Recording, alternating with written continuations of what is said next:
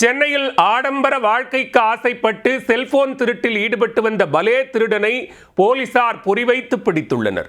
7 மாதங்களாக போக்கு காட்டியவர் சிக்கியது எப்படி?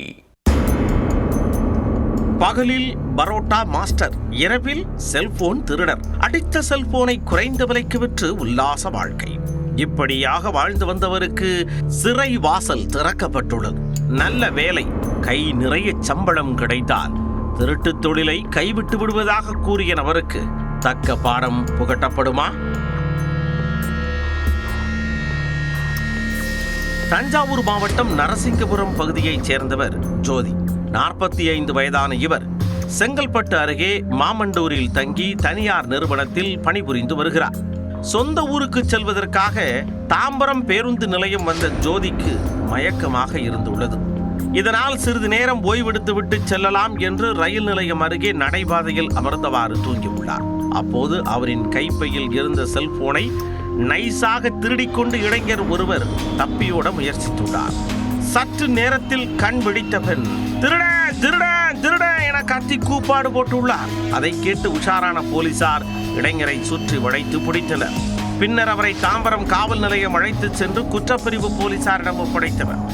விசாரணையில் அவர் சிவகங்கை மாவட்டம் சதுரசங்கோட்டையைச் சேர்ந்த ஜான்சன் என்பது தெரிய வந்தது. 28 வயதான இவர் 10ஆம் வகுப்பு படித்துவிட்டு ஹோட்டலில் வேலைக்கு சேர்ந்து பரோட்டா மாஸ்டர் ஆகியுள்ளார். முன்கோபியான இளைஞர் அடிக்கடி தகராறில் ஈடுபட்டு பல வழக்குகளையும் சந்தித்துள்ளார்.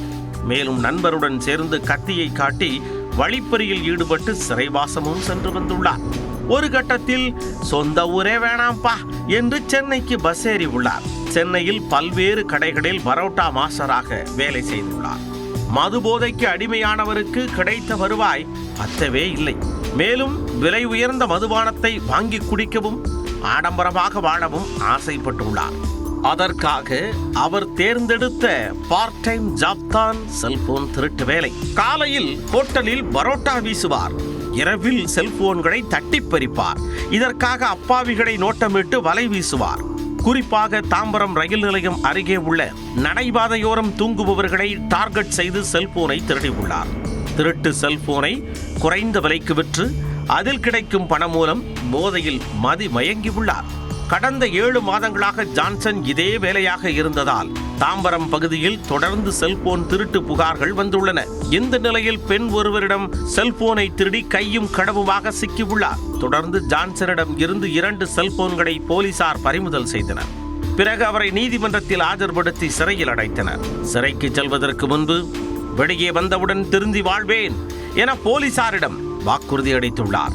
நல்ல வேலை, கை நிறைய சம்பளம் கிடைத்தால் எந்த ஒரு குற்றச் செயலிலும் ஈடுபட மாட்டேன் எனவும் கூறியுள்ளார். கடந்த 7 மாதங்களாக போலீசாருக்கு போக்கு காட்டி வந்த செல்போன் திருடன் கைது செய்யப்பட்டதால் சாலையோரம் தஞ்சமடைந்துள்ள மக்கள் நிம்மதி பெருமூச்சு விட்டுள்ளனர்.